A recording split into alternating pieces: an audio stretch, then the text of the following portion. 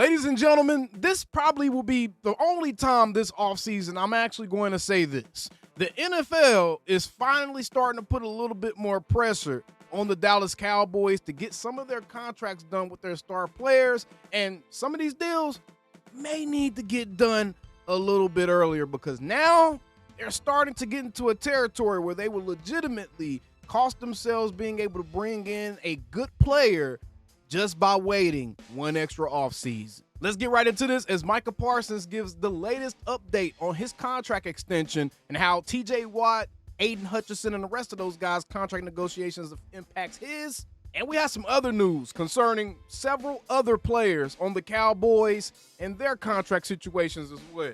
Let's get right into it. Be sure to subscribe for more Dallas Cowboys content on the regular.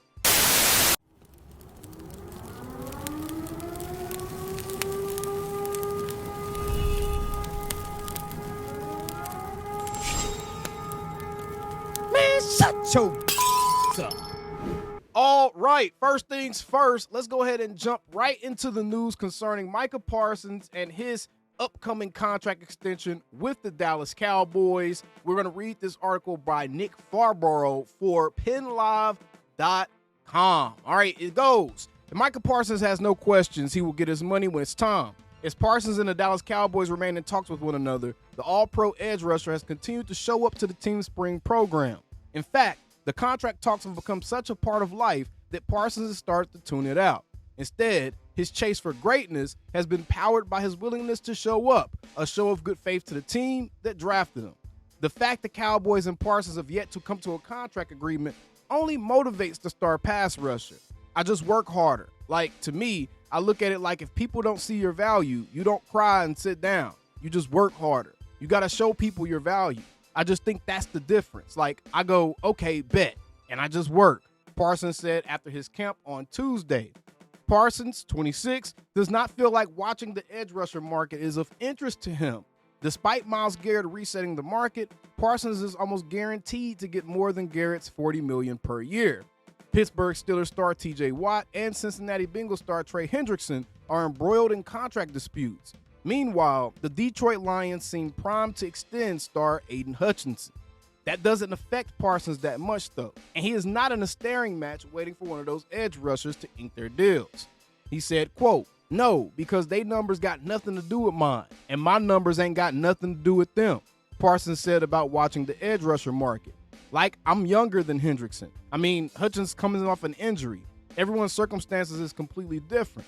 Hutch is coming off his third year. Usually guys wait 4 years. So it just all depends. Watt, I mean, he's up there with Myles Garrett. So you know it's different. Everyone's circumstance is different. Garrett's contract may have reset the market, but Parsons said it never changed his Overton window. Parsons was always set to break the record for most money for a non-quarterback, with or without Garrett's money coming in at $40 million per year. He said, quote, "Not really, because I'm just going to get mine no matter what," Parsons said about Garrett's contract affecting his market. Quote, "You know what I mean? Like, the markets change every year. Their salary cap went up like another 18% this year. So it really, like, if you want to know contracts, like, all the contracts are based off of percentage." I've said this. I have told y'all this. All the contracts that are given to these players are based off a percentage of the cap designated to a specific position on that team, bro. I've been saying this for a long time, bro. Like, each player, high-paid player, takes a percentage of the salary cap. So it's not really the number. It goes off by the salary cap. Back in April, at the NFL owners' meetings, Cowboys owner Jerry Jones said he, quote, "didn't know who Parsons' agent, David Mulligetta, was." And he said the agent is not a factor here or something that you want to worry about. And I don't know his name. All right, so they're going to kind of rehash some of the stuff we talked about earlier this offseason. And just to kind of put a bow on that point right there, just to add a little bit of clarity as to what has happened with the Micah Parsons contract situation, because we went from it being close and him and Jerry actually talking and them almost figuring something out to now it just seems like they haven't even progressed at all in months.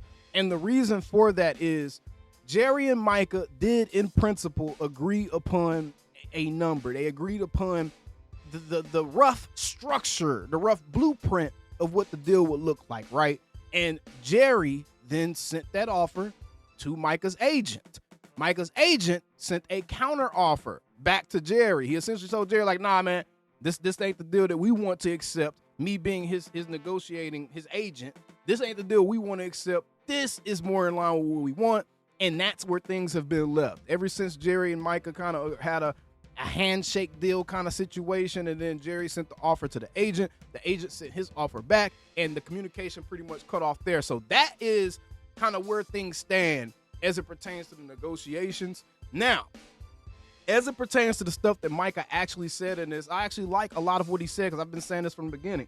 No other pass rusher in the NFL currently right now is in line to make more money than Micah Parsons this season or next season, if we're being completely honest, because Aiden Hutchinson, he shouldn't get paid more than Micah either, especially coming off of an ACL injury. So Micah Parsons, in my opinion, regardless of what deal he signs, he could and very well should be setting the market at his position, especially when you take into account some of the deals that's been made today and how the market continues to be pushed higher and higher. Now, the reason the Cowboys are starting to get a little bit of pressure put on them is now because not only is Micah Parsons, his deal is going to be what it is. His deal honestly isn't the source of pressure on the Cowboys. His is going to be what it is. But when you get into a situation where you have the Jets signing two of their players, now we're going to get into this because some Cowboys fans immediately, Joey Ikes and some other people on Twitter, immediately, oh, I wish the Cowboys would do business like this, not taking into the account that the Jets literally ain't paying nobody outside the dudes they just paid, bruh. The Jets ain't got no real high-dollar players on their roster. They not paying a quarterback. They not paying a running back. They not paying nobody on their roster. So quit comparing teams in different situations in the Cowboys to what the Cowboys could and should be doing, bruh. The Jets damn sure should have done these deals, and they should have got these deals done when they got them done because they ain't paying nobody else, bruh. They don't have 6, 7, 8 dudes that's getting paid top of the league money, bro. So quit comparing the Cowboys situation to everybody else's situation because it is not. Now, I'll say this, though. The Cowboys may be very well served of looking at George Pickens and like, hey, man, are you sure you don't want to get a deal done this offseason? Because now Garrett Wilson has just signed a 4-year, $130 million contract extension that includes $90 million guaranteed. And he essentially is signed for an average of over $31 million per season. This deal right here pretty much all but guarantees that George Pickens' new deal is going to come somewhere between $31 million and about $35 million. It's going to slide in there somewhere, especially if he has the type of season I think he's going to be capable of having with the Dak Prescott, because quite frankly, he and Garrett Wilson's numbers haven't been super far apart, to be honest. So if we actually look at the breakdown here, statistically speaking, George Pickens has played 3 less games than a Garrett Wilson and only is about 400 or so odd yards behind Garrett Wilson as it pertains to overall productivity. As far as yardage goes, he's only 2 touchdowns behind Garrett Wilson, and their AV or average value is essentially the same. So you're looking at George Pickens getting a salary adjusted deal very similar to what Garrett Wilson just got. So the Cowboys, they are now being put in a situation where because of this deal with Garrett Wilson and because of this deal with Sauce Gardner and because of the deal with Trey Smith, where he signed a 4-year, $94 million extension with $70 million guaranteed, making him the highest paid guard in the NFL. And given the fact that we have Daron Bland, Tyler Smith, and George Pickens as probably our most premium contracts coming up next season, all 3 of those signings just put more pressure on the Cowboys, and that time is seriously ticking because we can see now the teams that aren't in similar situations as the Cowboys, they don't give a damn about spending, and they're going to be reckless with their spending, and they're going to give money that's available to give to their guys, and that is going to increase the overall market for a specific position.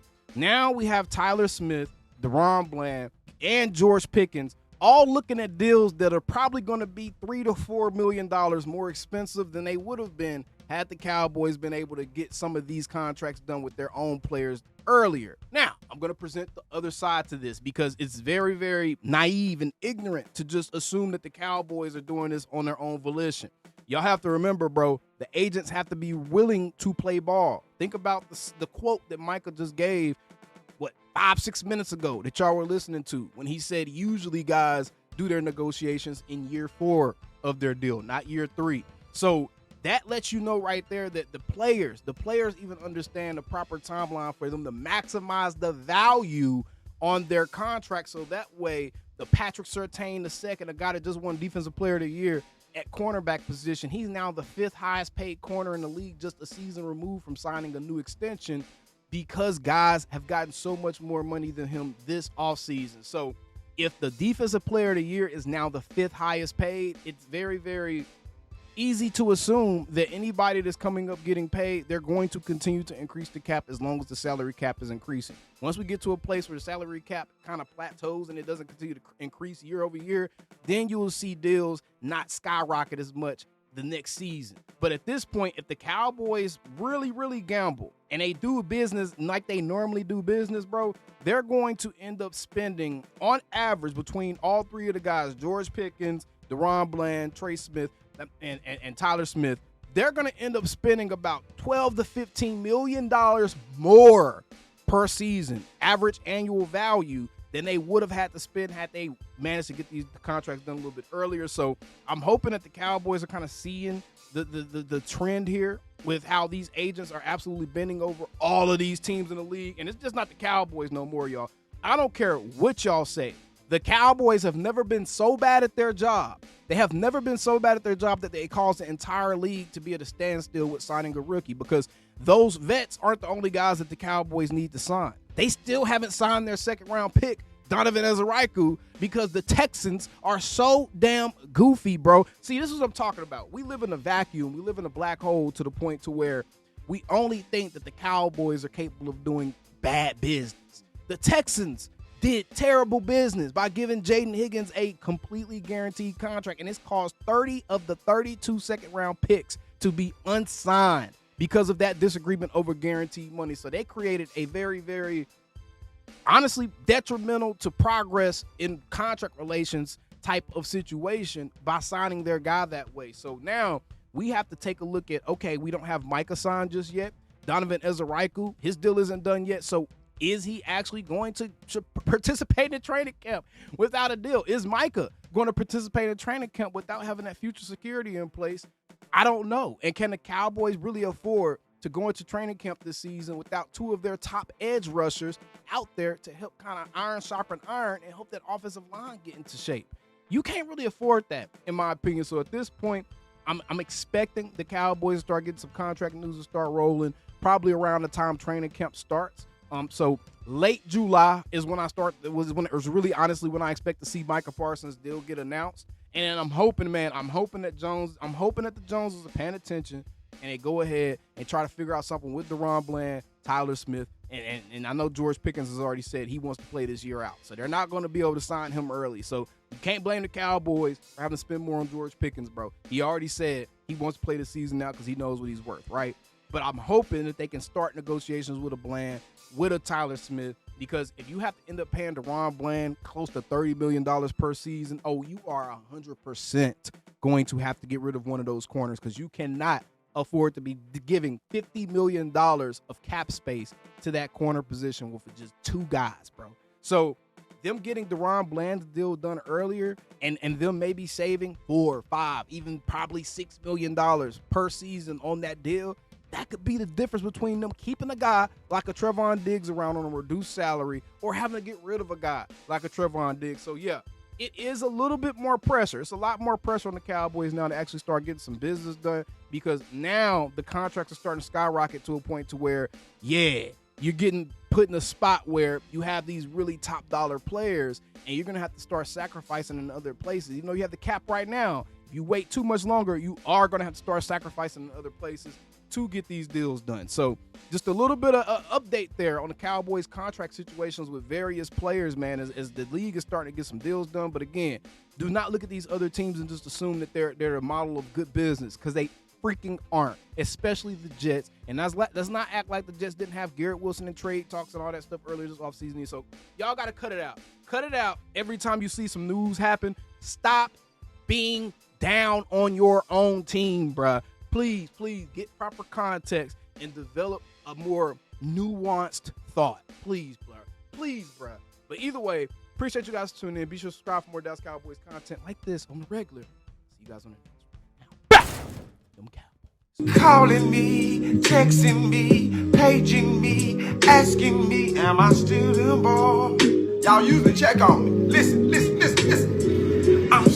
them boys. Hey! Woo! Oh, shut up, my boy. Hey!